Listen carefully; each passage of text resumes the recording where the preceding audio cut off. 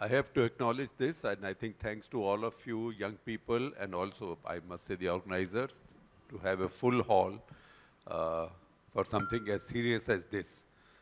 That also in daytime, when wine's not on offer, I suppose. So otherwise a book release in Delhi you can fill up. So thank you very much. It's also a tribute to our speakers. So we all know the subject, it's geopolitics, 1965. We have 4 stellar participants from different fields. So T.C.A. Raghavan, diplomat, who's served in the toughest places, and serving in Pakistan is always the toughest place. Lieutenant General Vinod Bhatia, who's sort of served alongside Pakistan, because all your career you've dealt with Pakistan. C. Mohan, who looks at the world, is all our favorite. So I will not take more time, I will get started. Let me start with Raghavan. Every time India is in a conflict-like situation, as happened after Operation Sindoor, one popular cry goes up.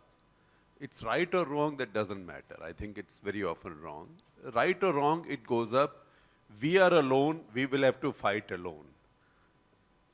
Am I right to say that that is rooted in 1965, when we were really alone?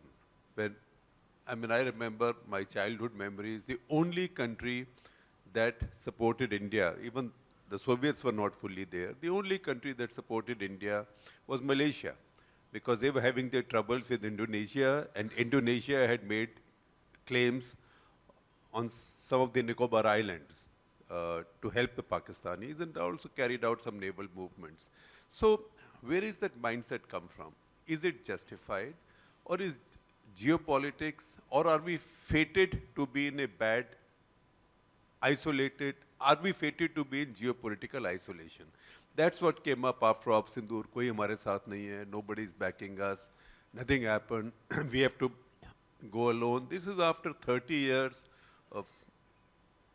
of building relationships across the world and claiming over the last 10 years that the world was revolving around India, that we could tell anybody to do something or not do something. So from where does it come, and to what extent has 1965 contributed to it?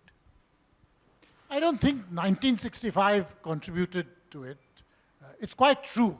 As an elementary proposition, when you're fighting in your neighborhood, nobody's going to get involved. I think we should take that as a given. But we don't.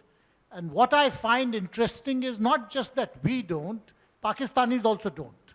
Because there's this parallel sentiment in Pakistan that we've been left dealing with India on our own, or dealing with whatever problem we have on our own.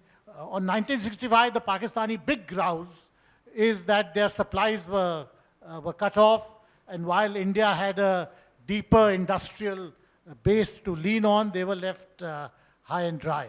I think this idea that we have been abandoned, we have to somehow shake loose of our hubris. Just like we don't get involved in other conflicts, why should others get involved in our conflicts? And the way people look at India today, and there is a lot of respect and a lot of admiration for India.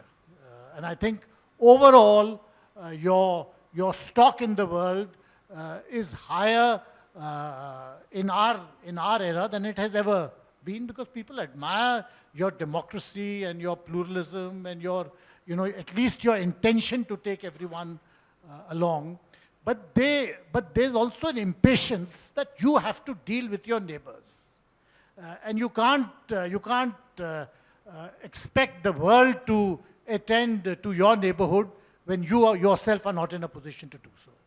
So I think it's important that we don't indulge in this, or don't fall into the indulgence of blaming the world, and actually attend to our problems ourselves.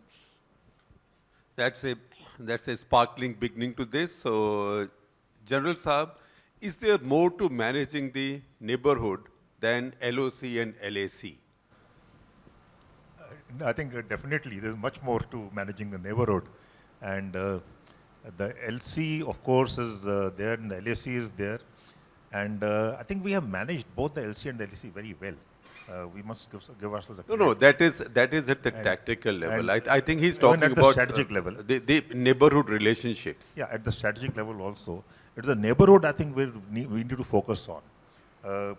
Neighborhood first policy is fine. We got Ambassador Raghavan here, but I think neighborhood first policy of India is in shambles, if I may say so. Even Nepal today, Sri Lanka, Maldives, and you were there in Maldives and I was there in 1988. And despite that, anti-India, India out sentiment in Bangladesh, which of course we also got to look inwards. We always treat them as small countries. They are independent sovereign states. So we have to look inwards. We always say 1970 Indo-Pak war. It was the liberation war of Bangladesh. Right. Have we given them credit? No. So we have Nepal also. But the fact also remains that India has looked after its foreign policy from a prism of being a network security provider. We went into Nepal in 56, we came out. 71, Bangladesh, we came out. Op Pavan, we went in, we came out. 88, Maldives, we went in, we came out. So we have to tell the neighborhood that we don't have any expansionist ideas and all. And neighborhood is important to us because neighborhood is stable. We are stable. We haven't resolved our boundary issues with Nepal. Nepal can come out and tell us Lipu Lake trade will not happen, it's our territory. Bhutan is also now likely to go to the China way, the boundary resolution with the Chinese. Myanmar, again, we have not resolved our boundary. We still have on the northern portion our boundary is not resolved. Bangladesh, the land border agreement came in 1975 after 40 years. So I think we've got to start look inwards. What can we do to the neighborhood? And we are really concerned about neighborhood. We are concerned about the world actually. Today we are a global leader. We are a regional power. But is the neighborhood with us? No. There was a meeting right now of South Asian countries headed by China. So we have to really, look inwards. But let me go back a little. You spoke about internal relations. I think that the underlying fact is that international relations are based on national interests and your economic military power. Our national interests we know, but if we are not economically and militarily strong, our international relations will always be, I'm sure you'll agree with that. And if we go back to 65, I think 65 were economically weak. We were militarily weak. You yourself called it, a war of military incompetence, if I'm right. Right. So we'll have to look at 1965. Mutual incompetence, right. Sorry. War of mutual incompetence. So there's a lesson to be learned. I call it a war of redemption, actually. It's not War mutual. of? Redemption. Redemption. After 62. No, we are still That of reforming course. from there.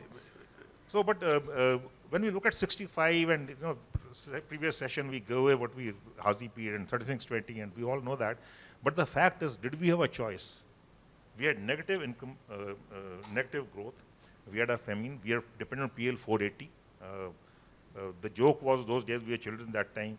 जहाँ line लगी खड़े हो जाओ कुछ ना कुछ मिल रहा होगा, whether key oil or milk or wheat for that matter, rations. Almost like the Soviet Union. All over the Soviet Union. So I think we'll have to look at it the right, of India of 1965. Sirs, two of you, sir, you fought the war. It hurts, it pains when we give back Hazi Pir, 28th August, we captured Hazi Pir or 3620 or even, Lahore. But could we held on to them?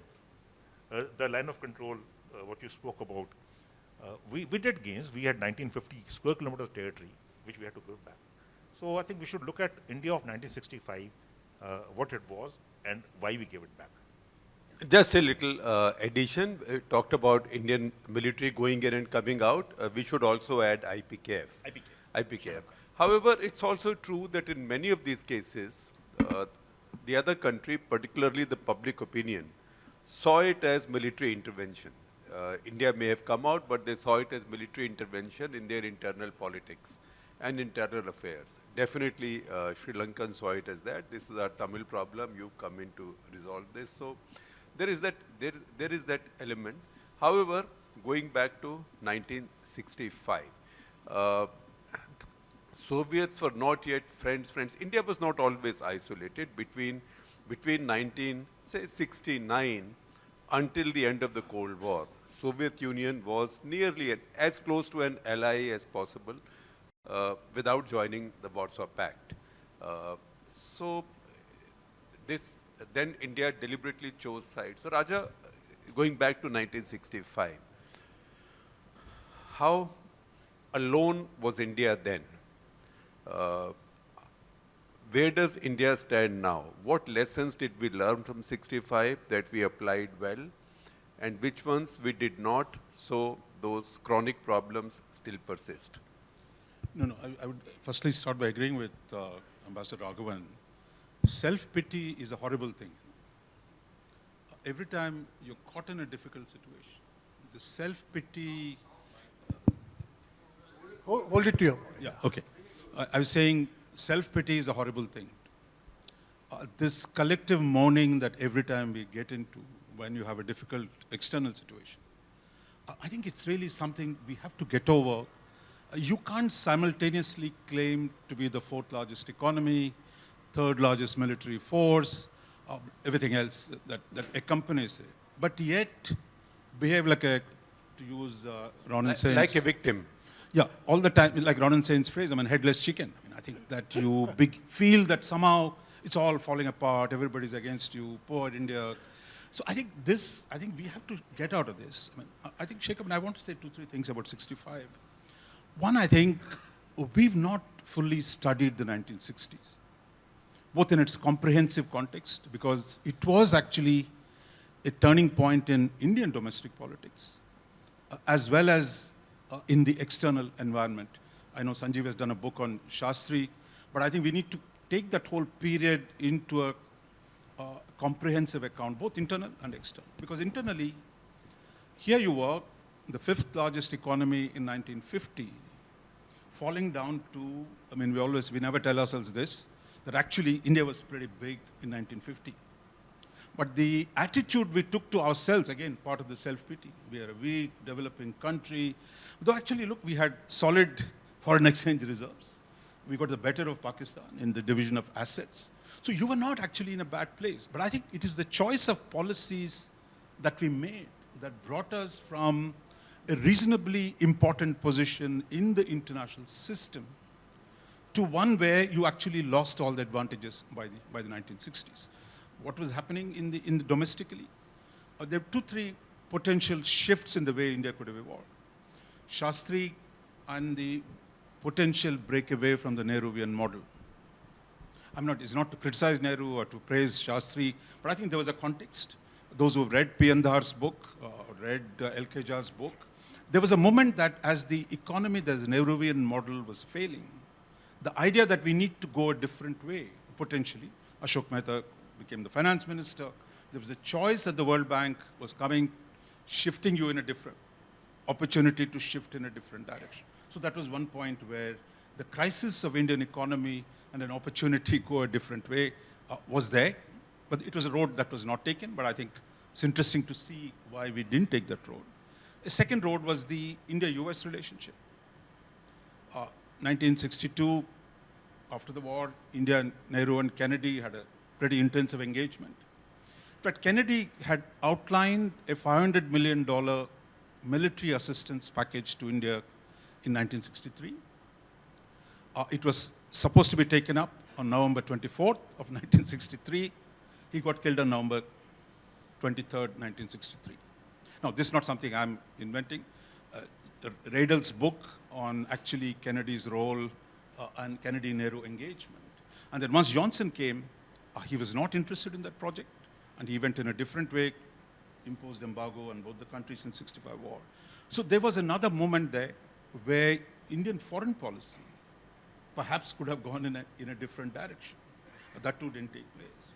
And domestically, I would say again, from the potential liberal conservative attempt at reform, eventually yielded place to radicalization of India's domestic politics in 1969 with the Congress split, so the whole direction, and then coincides with a leftward drift in India's foreign policy. So I think it's a very, very critical moment where you could have gone, India could have gone either way, but I think it's important to remember, and I think it's important at this point to not say who was right, who was wrong, but to historicize that moment and the importance of the dynamic linkage between the external and the internal. Shekhar, I think we are at a similar moment today. There's dramatic shift in great power relations. There is, potentially India has serious problems with most of the major powers, as well as our own economy. So I think some lessons probably could be drawn from that.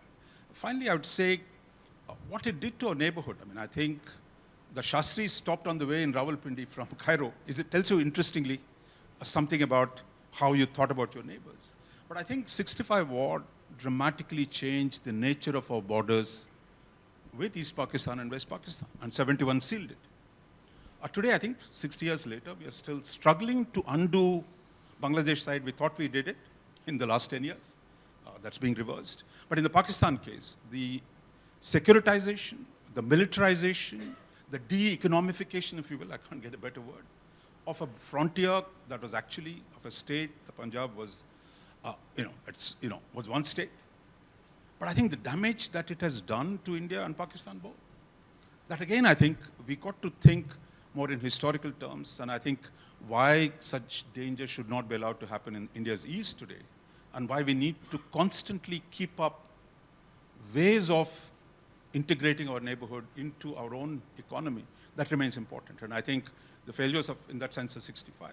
And the fact, finally, actually, Shekhar may tell us a little bit about what Kuldeep Nair and others who were there in Tashkent felt in 1966, January, the whole press party that went in.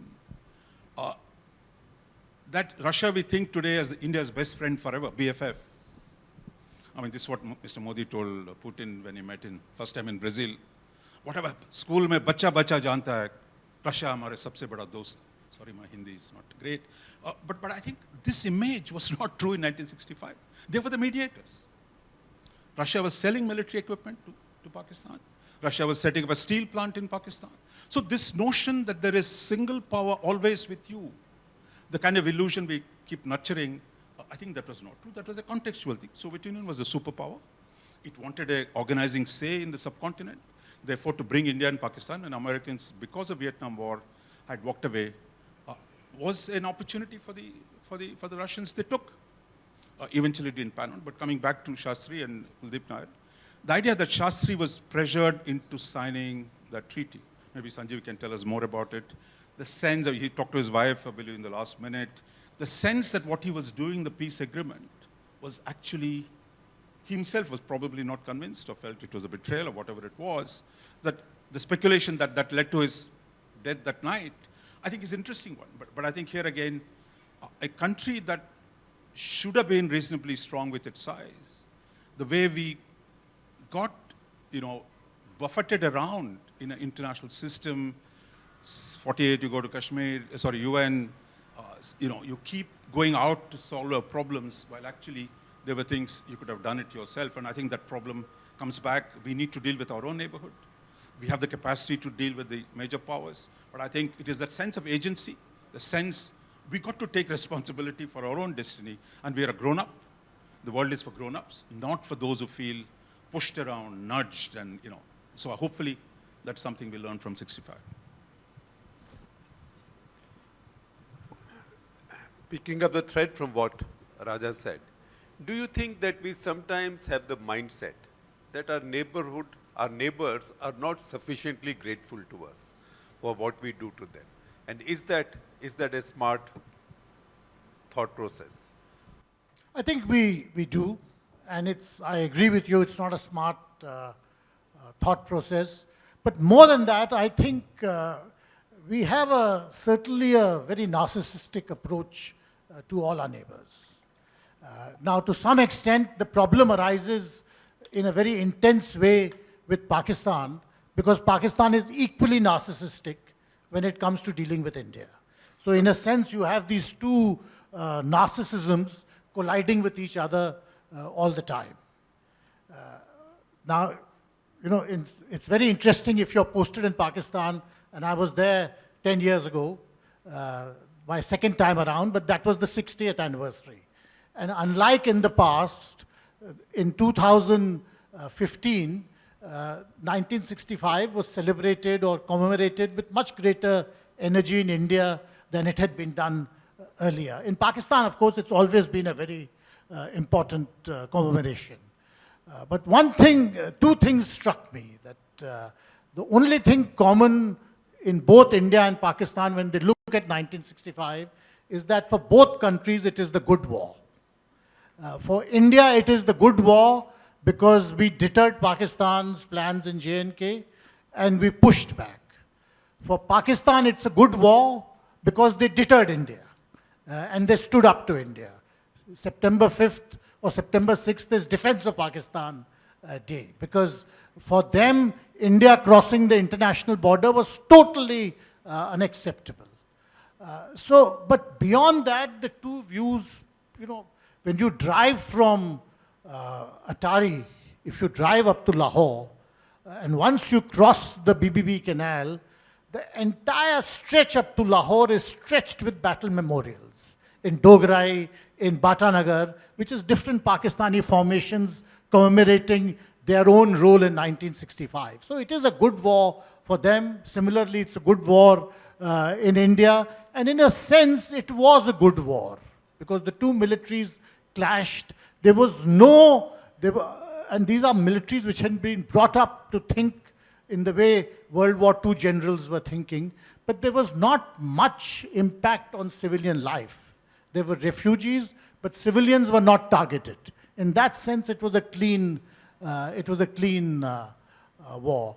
But the larger point is certainly that we are very narcissistic, both sides, in thinking that there is a military solution out of your domestic neighborhood issues. You see, 65 is important in Pakistan, but actually the real lesson they took was from the Kutch conflict, April.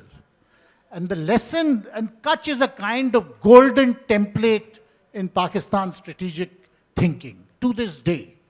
Because what you see in Kutch is limited force application, followed by international intervention, leading to an arbitration which shifts the status quo, not substantially, but slightly in their favor. So that is a template, you know, which exists in the Pakistan mind. How do you apply military? They don't want a big war with you. Obviously not. They have that much common sense. But how can limited force application lead to a situation which will lead to arbitration and that will shift the status quo in their favor to some extent? Kargil was an obvious failure in that context. There was a limited force application, but it backfired and certainly didn't have the kind of consequences they expected. Perhaps nearest to something like that they've come to in Sindoor. There's not been arbitration or a shift of the status quo, but certainly there's been a kind of internationalization which had not taken place in earlier situations of India-Pakistan frictions. But it is a kind of, you know, insanity in Pakistan to think today that force application can bring about a political change. And similarly, for us to think that to deal with Pakistan only as a military or in a securitized space, we will be actually advancing our national interest. It's a delusion because you're just playing the tactical game. It's a chess game without any ending. It's like being in a loop. And you have to break out of the loop. I would say that you have far more options with you today to try to establish a new kind of paradigm than you've ever had. But the question is whether you want to do it or not. General Saab, this limited application of military power, didn't 1965 also start like that? Because Pakistanis checked you out in Kutch. They thought you will not last because India decided not to escalate at Kutch. So when they brought in their infiltrators, did they make the same miscalculation that India will keep it here and we'll make our gains here? So will you agree that this is a pattern that has continued since 1965? I agree with you. This is a pattern which has continued. Agree with him. His Both point, of yes. I thought that was a statement. If you look at 1965, Kutch, it happened. Desert Hawk, we had Kapadi. Then the preparation to Gibraltar started in the month of April, May. And it was only on the 5th of August. I don't know why 5th of August, but everything happens on the 5th of August in Kashmir. So they came in on the 5th of August. And again, our strategic intelligence failure was there. Sorry, sir, taking off from what you said. More often than not, intelligence failure has always been there. Whether it's 65, 47, 48, 62, gone to 2020, Kargil. So there has to be some synergy between strategic intelligence, operational intelligence, and tactical intelligence, which I think, as a former soldier, I think which has been lacking. And we don't have the synergy between the strategic intelligence because everything flows from top. So that was one part. But we go to war. A nation goes to war to impose its will on its adversary.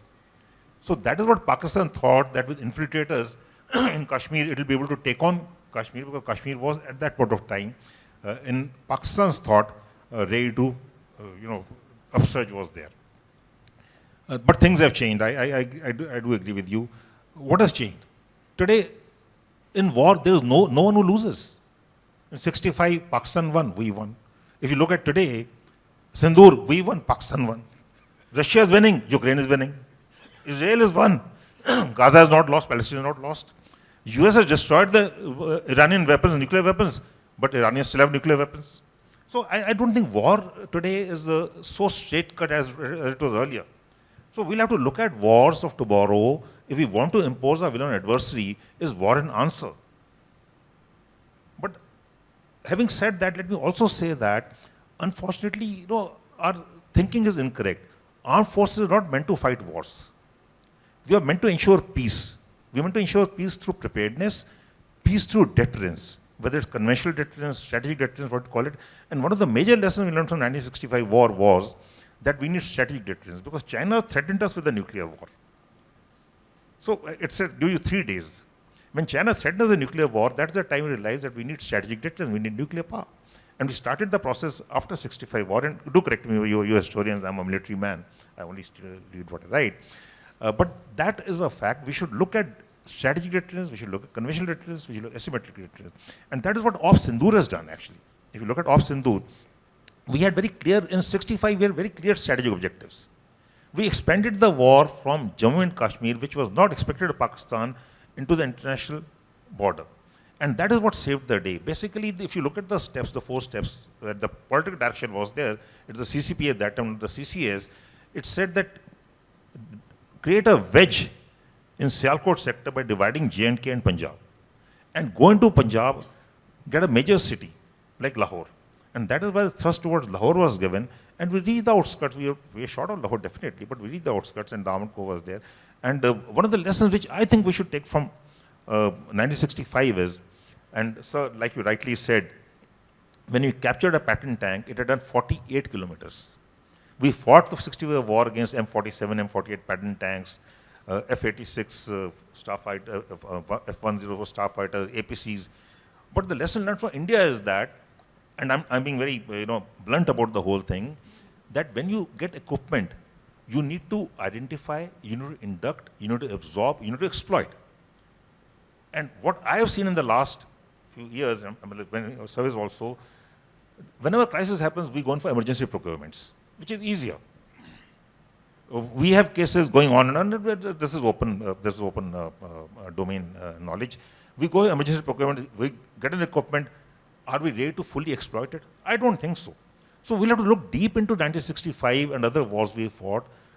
We have an army development plan, but that development plan is continuously being degraded. We have equipment which is in the pipeline for ages. By the time it comes, it's already halfway down the shelf life. So I'll leave it to you. So 65, one of the main lessons which I think which we learned was that victors, both sides are victors.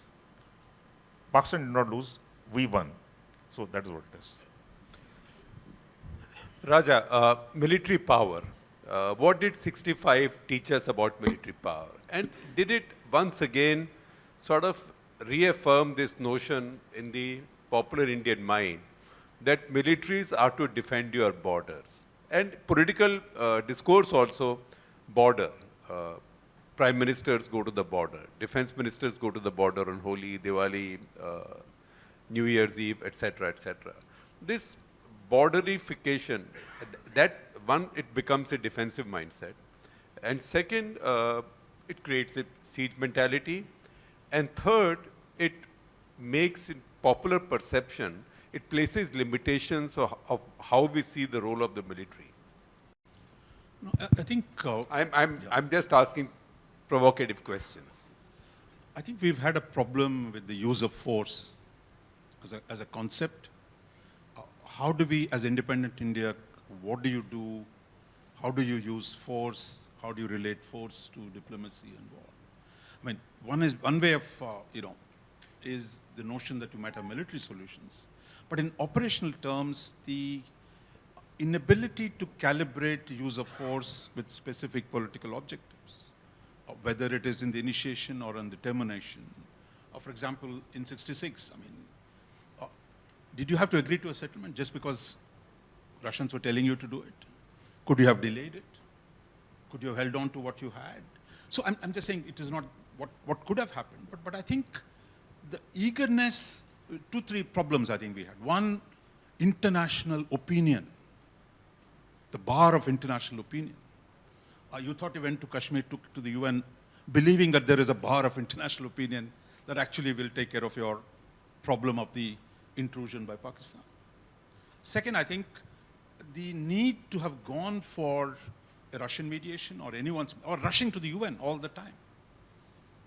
That today, that changed after 71, but this notion UN will solve your problems is again a post-1947 idealist construct. You want to call what you will, but the notion that you can actually get some justice from the United Nations. But again, today, nobody gives a damn to what the UNSC says. That the situation was not very different in the 1960s, at the peak of the Cold War. There's nothing which said, look, you have to abide by UN resolutions. I think we are so, almost, it's as if it is a condemnation. The UN Security Council passes a resolution. It's some kind of a collective indignity. But I think this fear of UN saying something has been extraordinary. I think we allowed that fear. Like even today we say, oh, Russia saved us from a veto, with a veto. Assuming Russia didn't use the veto. What the hell could have Americans and British done to you? Could they come in and take in Kashmir? But this kind of fear that the UN Security Council is some kind of a supranational body that will take action against you. Again, same problem, I think. Constantly we fear the Security Council resolution on Kashmir. So what? I think Security Council passes so many damn resolutions. But the fear that somehow this is a fundamental issue that our military, our diplomacy must take care of. I think this is inbuilt in of fear of what the international system will do to you. Third, I would say, Shekhar, what you said, the Panipat syndrome, which you can say, defend on your, not only on the borders outside Delhi, rather than, playing the game in a much wider sense. And that is the other thing. Finally, I would say, what you mentioned, General Bhatia mentioned nuclear. China went nuclear in October 64. That again was a dramatic moment in international affairs. It was a dramatic moment in our circumstances. And China was not strong enough to punish you. They kind of punished you in 62, but the idea that they would do more in 65 was never on the cards. Because China itself was in a civil war situation. The Cultural Revolution was at its peak. They were killing each other. So the idea that China could have done something to you was also, but again, the fear of China had taken over so much. And after 64 test, again we went to Britain, to US and Russia, give us security guarantees. So again, the dependence that external world will save us. When, as I kept saying, you are one of the largest countries in the world. You are the 5th largest, 6th largest economy. But you're still, how we related to the international environment was one of fear, thinking yourself as small, and the unwillingness actually to really confront the external world. I think that was part of the problem. We keep saying, we stood up in 98, we're ekla chalo re and all that stuff. But objectively, in practical terms, we could have played this in 48, 49, in 65, in 71, differently. And I think that's where our fear of what the rest of the world, or superpowers, would do to, I think that was part of the overreading of external environment. That goes back to the original Nehru's conception. 2 trillion the great powers will not allow India to be defeated by another great power. That notion that somehow they'll neutralize each other and that we won't be attacked or we won't be subjected to problems. I think we still have not gotten over it. So you come back, defense spending, the 60s probably, right up to 65 at least was very low. Today we are at same point, it's 2%, around 2%. So it tells you that we've not fully learned the lessons. I mean, that unless you build a strong military for deterrence, a modern military, then I think you can, however clever your diplomats are, but I think you abandoned a key instrument of military power, of a modern military power that can give you leverage and diplomatic options, which however much your theory or of goodwill and rhetoric about Panchashil, global non-alignment, all that blah, blah stuff, I mean, it doesn't really mean anything till you have that power. That's a very good point. Again, taking up from what General Bhatia said, you don't need armed forces to fight wars. You need them to deter wars. And Raja, it's not even 2%, it's 1.9%, of which also almost every year we return money unspent. And that's all from the modernization budget. So last year, for example, defense forces returned $2 billion equivalent, 16,000 crores as unspent, right? So it's also the absorptive capacity. That's an expression that our defense secretary, who actually speaks very wisely and very candidly, which is a very good thing. It's a big refreshing change in the system. But the fact is 16,000 crores were returned. So you're not even spending the little bit that's allocated to you. We haven't really invested in deterrence. And that's the reason that within 3 days, the other side gets the chance also to saying we won, we had some achievement, etc., etc. The fact is, and I'm just adding a line here, that Pakistan Air Force got into the proper BVR environment from 2009 onwards, when the AMRAAMs came. Indian Air Force got into genuine BVR environment from 2020, when the first Rafales became operational. So just, I don't know if there are Air Force people here, but just think about it. People who were brought up in the BVR environment in Indian Air Force are at the most group captains or air commodores now. People who grew up in BVR environment in Pakistan are air marshals now. So we've allowed this 10-year gap to build in. So we might say 1965 Pakistanis had this, they had this, they had this. We were a much poorer country then, but again, nothing stopped India from preparing. That said, why should that be the situation today?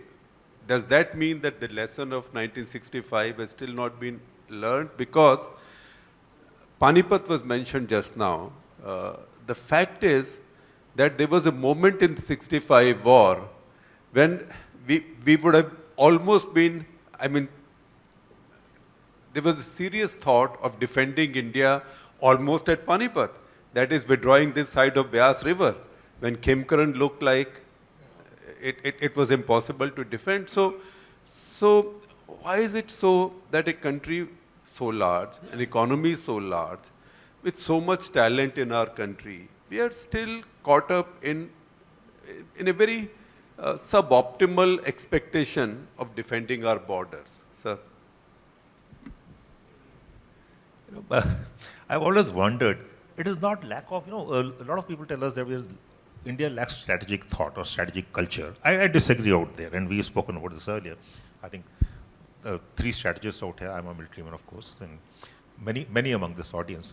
The fact remains, let me defend the military. You used the word Indian Armed Forces. We did not utilize the budget. Unfortunately, the Ministry of Defense is the only ministry which has got a pre-audit and a post-audit. That is, if I want to buy anything, I have to first go to the defense accounts. And they are not, the authority and the accountability is not aligned. The authority is with the Ministry of Defense accounts, the Finance Ministry. The accountability is the service chiefs. So there is a mismatch out there. You know, our systems and structures are suboptimal. I'll give you an example. For 2 years, our case for the aggression forces, which you loosely call the Mountain Strike Corps, was lagging. It was files and files, and it was about 5 files. I was dealing with it, so I should know. And then, again, 1962, I thank the Chinese for 62, because 65, we would have lost it had 62 had not happened. And on 13th or 14th April 2013, the Chinese came to Dipson. Now, when this file was kept out there, we saw this as an opportunity. We went and told the finance ministry that you have to give us the sanction for the aggression forces. The sanction was given 17th of July 2013. Raj, you were there, right? For which forces? Aggression forces, Mountain Strike Corps. Right. It was to raise, it was 90,274 men for 67,000 crores to be raised over 8 years. Had we done that, had we got the financial support, by 2020, we would have been 85% ready at the LAC. This is only for the line of actual control, for the northern borders, nothing to do with the western borders.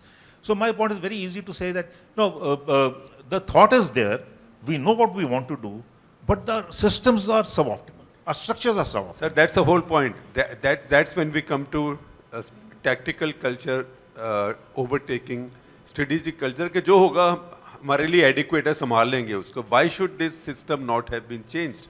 And this is at least now 11 years in the 12th year of a, I mean even this one you should treat as a full majority government. 12th year of a full majority government. What needs to change has still not changed. So that tells you that there is, does that tell you that we are still complacent? That China to aayega nahi. What do they want from us? Arunachal we can defend. So abhi kya karna hai? We can put it off. So have you always had this we can put it off culture, while at the same time we have notions of great power respect? I think to a great extent, yes. I think the cholesterol which is clogging up your decision making, and it's not just in defense, it's in a number of areas. Your incapacity to push through meaningful reform is very evident. So, I mean, I have no disagreement, and in fact, nothing further to say to what General Bhatia already said. But I will add one note of caution to what Raja Mohan seemed to be suggesting, unless I'm mistaken. You know, I think we have to be on our guard against thinking that military force is going to open up a huge number of political options for you. It is not. I mean, there is, you know, always an unspoken sense in mixed gatherings, especially of military and civilian officers, that somehow the civilians gave it away, or the politicians gave it away. Why did we give up Haji Pir? Why did we agree at Simla? We could have, you know, or what Raja, you were saying, why did we go to Tashkent? We could have, you couldn't have stayed on. You know, the truce, the ceasefire could not be just left hanging in the air. In 65, the two armies had more or less fought themselves to a standstill. There was nothing much to do beyond having a ceasefire. But then after a ceasefire, you can't leave your forces scattered all over. At some time, as we discovered after Parakaram, you have to pull them back. You have to pull them back. So there are realistic constraints. The military certainly needs a huge dose of support in India, especially in terms of acquisitions and budget. But I don't think we should be unrealistic in thinking that it's going to lead to a whole new world for us. You have to deal with political issues at the political level. There's no running away from that. Yeah, but one thing that a much stronger military will help. I agree. Military that India deserves to have. One thing they might do is to deny Pakistan this option of every 10 years a limited military adventure hoping to get international attention. That's a question I will bring to Raja. And to that I will add one more thing. Do you think that this time of Sindoor, all the combination of circumstances, Pakistanis have succeeded or they've benefited in international attention shifting from cross-border terrorism to the threat of a nuclear exchange? And that, if so, that is something that's happened after 25 years. No, I think to Ambassador Raghavan, I mean, I was not saying use force. I think having a strong military force, a modern military force, helps you deter the aggression itself. Because if the other side sees you as weak, I mean, which is what Ayub Khan saw India, a defeated country in 1962, weak, can be pushed around and opposed, Nehru had gone, so therefore it's a country that can be pushed around. So I think, don't forget, 60s was a pretty bad phase. I saw my first agitation in school, the anti-Hindi agitation, where I was growing up in the South, and anti-English agitation in the North. So 60s was not somebody said, there was strong national consensus. No, they were the first signs of fragmenting the country were clearly evident with mass participation in, contesting issues, as some of it has come back. So I think the need to have seen as strong, credible force is half the trick. I mean, if you have a good force, then you don't have to actually use it. Second, I think there is still a question of how do you calibrate diplomacy and force, and how do you relate it to international institutions, systems. There, I think we overestimated the role of the international institutions, role of the third parties. So that set of issues, I think, is something I think historically we can go back, because much of the external material is available. The US archives are fully open. Even some of the Soviet stuff is available. So I think we need to go back and look at the 60s military situation closely. Third, I think there were no nuclear weapons then. So the kind of constraints, Shekhar, you face from brass tacks onwards, you didn't have those constraints then. Because brass tacks showed you the first significant, your constraint on your ability to use conventional retaliation to stop Pakistan from doing what it does. That option went. If I interrupt for just a second, the context here is that while brass tacks was on, in January 1987, Mushahid Hussain, noted Pakistani editor and later, I think, vice president, senator for a long time, senator even now, he took Kuldeep Nayyar to meet A.Q. Khan. And in that interview, A.Q. Khan said that our bomb is ready, you can tell your government. Later he denied it. He said no interview took place, but Kuldeep Nayyar came back and wrote that story. And that was the first direct nuclear threat from Pakistan, and India wasn't ready. The second direct nuclear threat came in the summer of 1990, when first they sent it through Bob Gates, who was an, I think, deputy chief at CIA.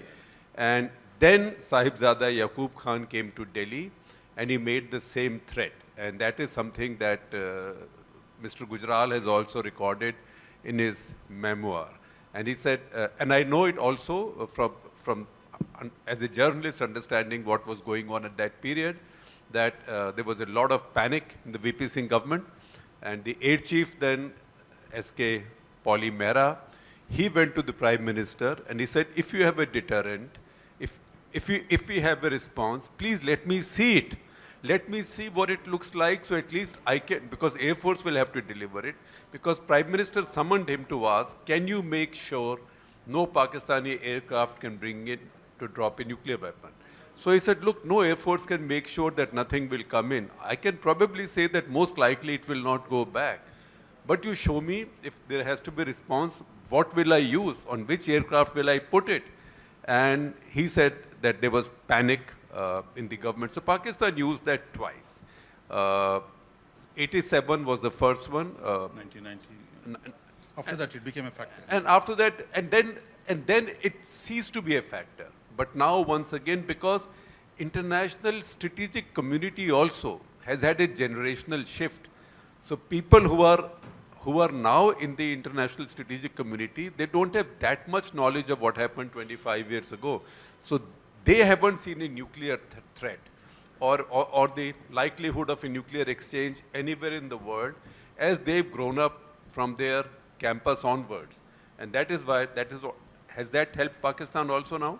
Yeah, I would say, again, three broad things. I think. One, the inability to see the importance of nuclear weapons.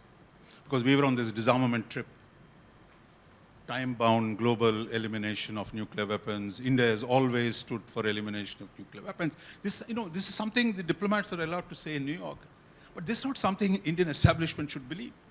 But there we really believed this stuff that somehow we're going to change the world through campaign for disarmament. Now, that illusion, I mean, if you said, look, 1964, China tested. It took you full 30 years. 1998, that is between 64 and 1998, to actually get to a declared nuclear weapon. It tells you the gap, the same problem. If you had done the Ashok Mehta reforms in 66, rather than in 1991, you would have been in a different place. So I think not doing things in time, of not understanding the consequence of actions and change, because inertia is such a powerful force. That's one factor. Second, I think once nuclear weapons came in, every single conflict, 1987 brass tacks, 1990, Kargil 1999, 2008 Bombay, 2000 in Pulwama in 2019, and Pahalgam. Every single conflict, nuclear weapons shaped it, and in every one of them, the Americans would show up. The temperature goes beyond 99 degrees. You have the old days, the Brits also used to come, but now only the Americans. So the Americans, Anglo-Americans would show up. UN Secretary General will say, look, guys, don't do this, because you got nuclear weapons. So the nuclear weapons post-87 became a critical factor in defining how we conduct our military operations against Pakistan. And the Kargil case, where you actually, the idea of a limited war, that you can actually conduct conventional operations under the nuclear shadow. Till then, we were not even prepared for that. So I think that was there. But in each of these episodes, the American role was real. We all upset that Trump claims he's did it.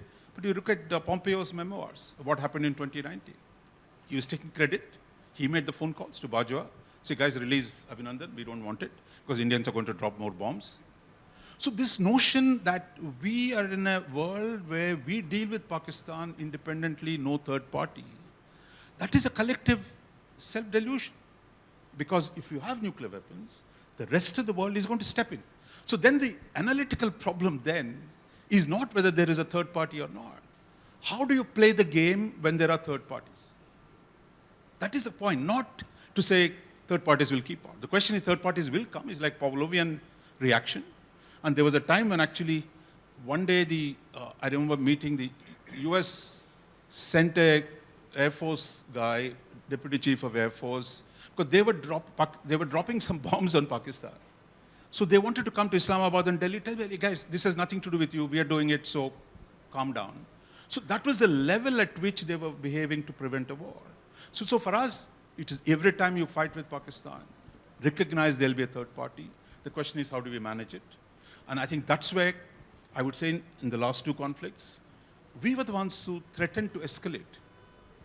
That is, telling the Americans in Kargil, you were there, Jaswant Singh and Brijesh Mishra, basically told the Americans, we're not going to continue to fight with one hand behind our back. If we don't stop Pakistan now, we're going to escalate it. That could lead to nuclear exchange. So you are the one who is issuing a nuclear threat. That actually worked, where Nawaz Sharif was called to Washington on a July 4th weekend. He was made to do that. Again, in Parakram, you had Colin Powell came here, Rumsfeld came here. They made Musharraf give a speech about terrorism. So the question is, can you leverage the international system?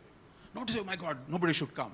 So I think that's where, in the recent case, where we presented the arguments, and I think we created a problem for ourselves. I think what's happened, certainly, the war on terror, the great war on terror is over. It doesn't have the same cachet as it did in 2001 to 2000, say the day Americans withdrew from Afghanistan. It doesn't have the same cachet anymore. So that argument is not going to work in our favor. And therefore, I think for us, the question then becomes, how do you deal with Pakistan in this context? And I would say one of the unfortunate, unintended consequence is Pakistan is back in the game in some sense, that it is equal to India. That he was a pig that wanted to wrestle with you, sorry for the metaphor, and he got it in the Operation Sindoor. Again, as you said, standing up to India was victory. Therefore, if Field Marshal wanted a fight with India, he got one, and then that brought him back into an Indo-Pak discussion rather than an India-China discussion. So I think we got to go back to a situation where we got to find a way to deal with them and that's the only way to stop rest of the world from meddling in. And meanwhile, how do you increase your deterrence? Those become the options. So we've overrun our time a little bit, but that's also because we had started a bit late. So just a couple of points on which I would like each one of you to take no more than 1 minute each. One, does this country at a popular level need to reread the Shimla Agreement? Because Shimla Agreement was about there being no third-party intervention in, say, an issue like Kashmir. It wasn't about no other country getting involved in any other situation between India and Pakistan. That is about Kashmir. So if somebody says, you guys get together on Kashmir, I will mediate, that is different.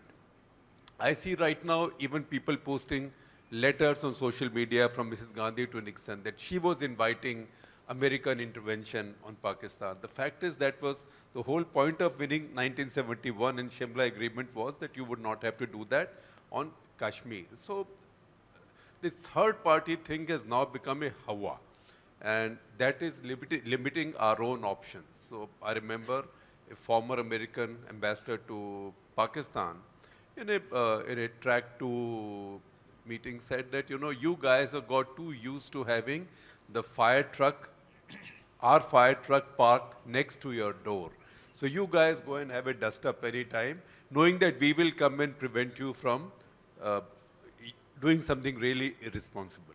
So that's one thing. The second thing is just going ahead. Op Sindoor to ho gaya abhi. Going ahead, what is the takeaway from each one of you? Once again, please place it in the context of 1965, because that was our first full-fledged war.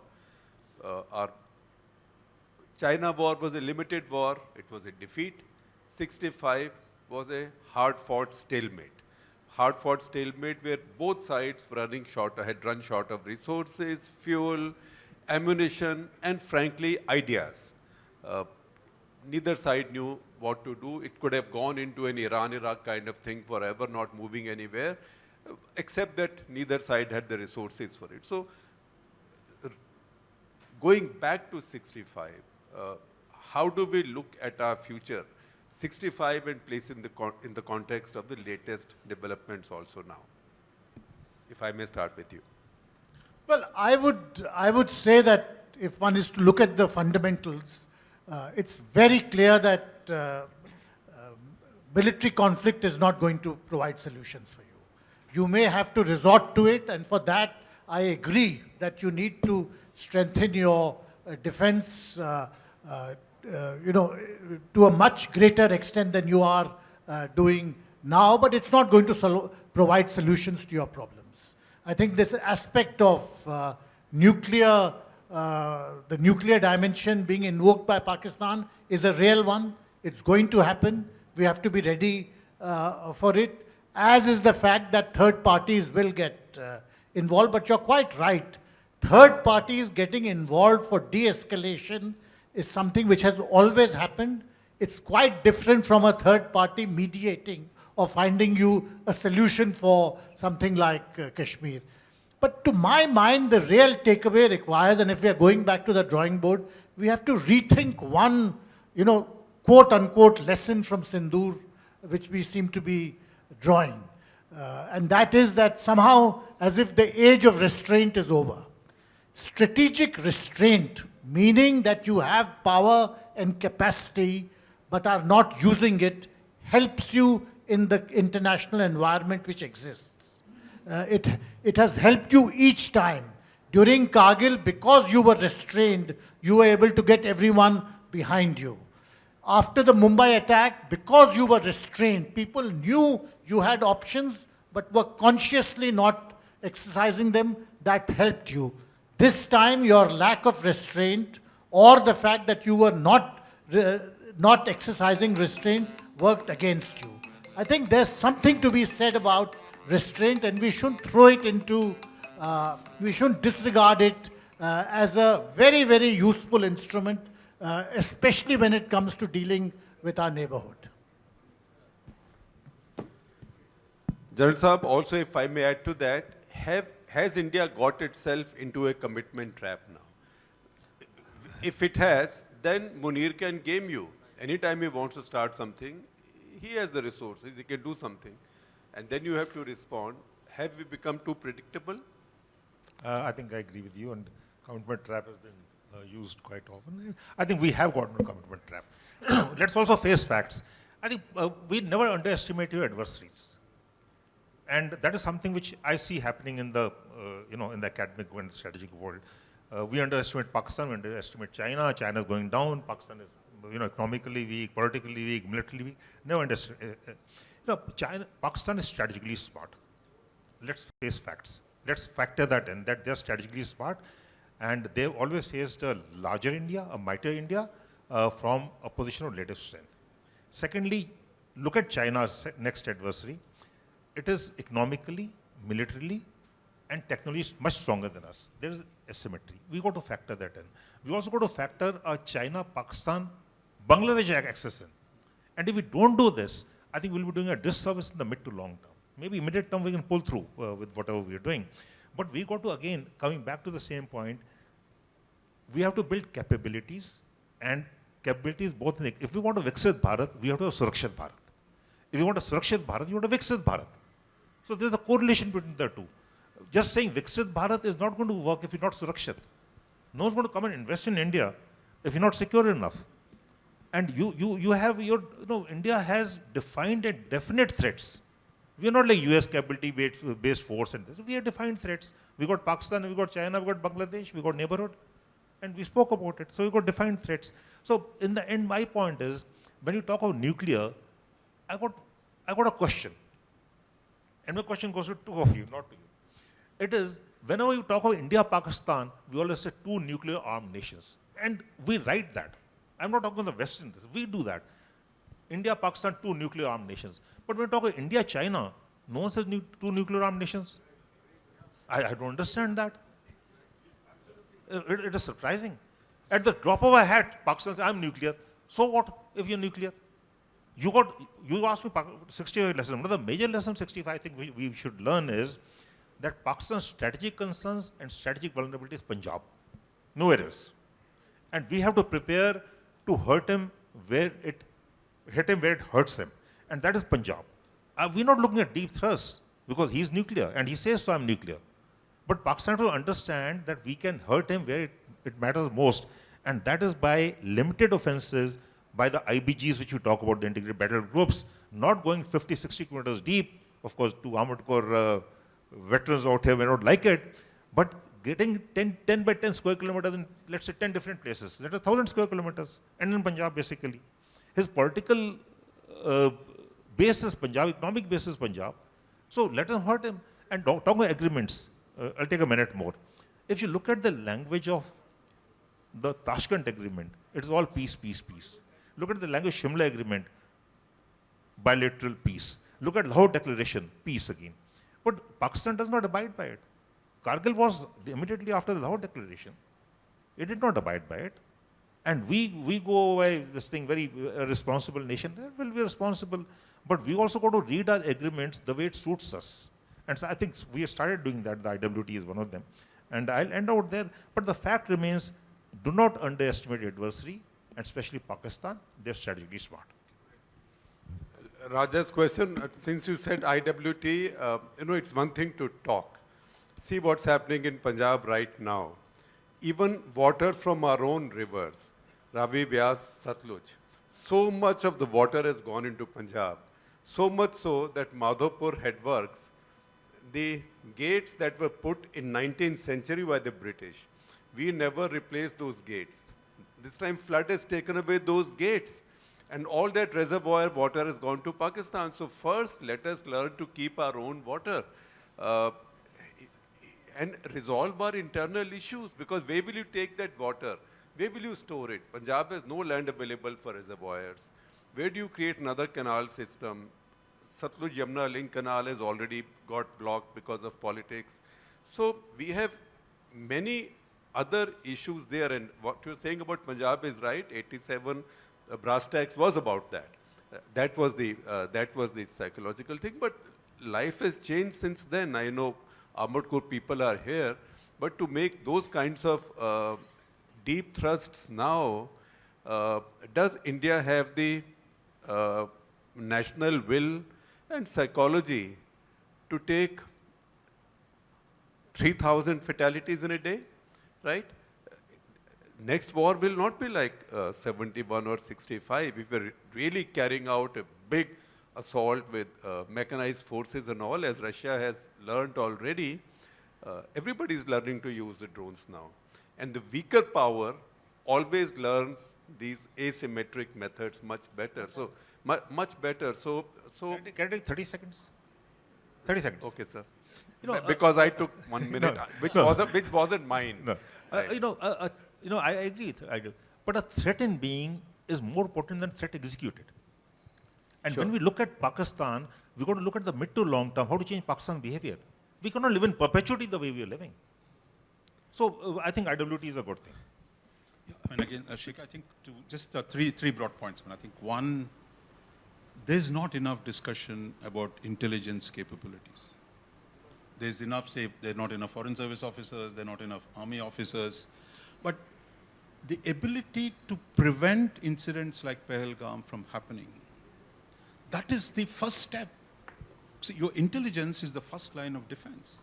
That if that is weak, that is not capable of handling crisis, then you can say, look, every time it happens, I'm going to go to war. That is asking for trouble. Of course, I think the government has left itself a little carve out that you're not going to do it every time. Particularly with the Independence Day speech. Yeah. So I think the need to modernize, strengthen our intelligence system to prevent incidents like that. If you see Israel, what it has done in the last 5 years, the level of activity in its own neighborhood, what it could do across the borders, using intelligence, not using armed force. I think that is the most important thing, and I think that gets neglected in the focus on military and diplomatic affairs. So I think that is the first step to deny events like this, which then you lose control. I mean, I think how you once use force. Second, I think about, is there a way of dealing with bilaterally? I would say 71, 72 similar agreement was a bilateral one. And people forget, I mean, Raghavan, you were in the government then. Between 2003 to 2008, first Vajpayee, then Manmohan Singh, their engagement with Pakistan, actually, if you look at that period, the number of agreements that were almost concluded, including on Siachen, including on, in the Kutch, the waters dispute. Yeah, Circling. And a draft agreement on broad framework for Kashmir settlement. So in fact, I keep telling the Americans, look, you lay off actually, India and Pakistan can actually negotiate, because the assumption in Pakistan that the rest of the world will come to its aid will makes it even more recalcitrant. So therefore, I think we have to have a track of engagement. And I think without that, the rest will not fit in. And I think at this point to say that is unpopular. But the fact is, Pakistan exists, 250 million people, nuclear weapons, and a reasonably strong military. So this notion that you can simply write that off is an issue. So here, General Sundarji, we used to travel a lot with him after he retired. He used to say, India's power is equal to India's power minus Pakistan's power. That is a simple equation, that your ability, your net power is what Pakistan takes away. Today you can add that probably to Bangladesh as well. That with a troubled relationship with both Pakistan and Bangladesh, we are making ourselves extraordinarily vulnerable. And I think this is actually a critical moment. I mean, I think what we tried to achieve in Bangladesh, particularly by this government, was very commendable, resolving boundary disputes, opening up the border, creating a whole range of activities, but that has come unstuck. So I think it's very, very important that on both sides, two large countries, that we got to find a way of cutting a deal, at least with one of them, if not both of them. Therefore, engaging both of them, I think, becomes very, very important, not because we like them or we don't like them, but for our own security, but for our own long-term prosperity. And I think that is the key. And finally, I would say, if we don't transcend the problems left by partition, our friend Stephen Cohen used to talk about a 100-year war. We got to 80. You can do it for another 20, maybe 200-year war. But I think whatever Pakistan is, Pakistan violates every agreement. You sign Shimla agreement, next army chief Ziaul Haq violates it. You sign Lahore agreement, Musharraf violates it. Or you sign anything, their own system doesn't have the thing. But that doesn't take away, as a larger country, how do I fix this problem? How do I create a structure in which I can prosper, I can integrate the region? Those are our strategic challenges. The answers to those will be hard, but I think we got to keep trying in different ways to go beyond partition. If we don't do that, I think we're going to be in a much worse place, despite being the fourth largest economy and all the other attributes that I've gained. Well, thank you very much. We have to conclude this session on this. Everybody is hungry, so I'll thank my participants. I will leave one question, however, with all of us. And maybe tomorrow, it's a subject for another conference, and if CRF does it, ThePrint will be very happy to partner in it. That is, that why does Pakistan do what it does? Why does the Pakistani powers that be violate every agreement? Because the power of the Pakistani armed forces, Pakistani establishment, lies in violating these agreements. Because if these agreements are followed in letter and spirit, then Nawaz Sharif will get 2/3 majority, as he did in the past, and India-Pakistan situation will change dramatically. At the same time, see where we stand today. Have we made Pakistan so central to our electoral politics now? In fact, at this point, Pakistan has become as important, as critical to our internal politics, as hostility to India has become to Pakistani GHQ's politics. So for their power, hostility with India is very important. Equally, I'm afraid, in our politics today, hostility to Pakistan has become very central to our electoral politics. And that is something that allows someone like Munir to game India at very low risk and low cost. Because people he'll be using are people who are the flotsam and jetsam of Pakistani society, which are worth nothing to their society, the kind of people who came to Bombay. So those are, maybe so when a panel leaves a big question behind going ahead, that's a good panel. So thank you very much, and let's have this conference at some point. Thank you, Shekhar sir, and everyone on the panel. May I please request Sanjeev sir and Colonel Rajiv to please come on the stage to felicitate the panelists.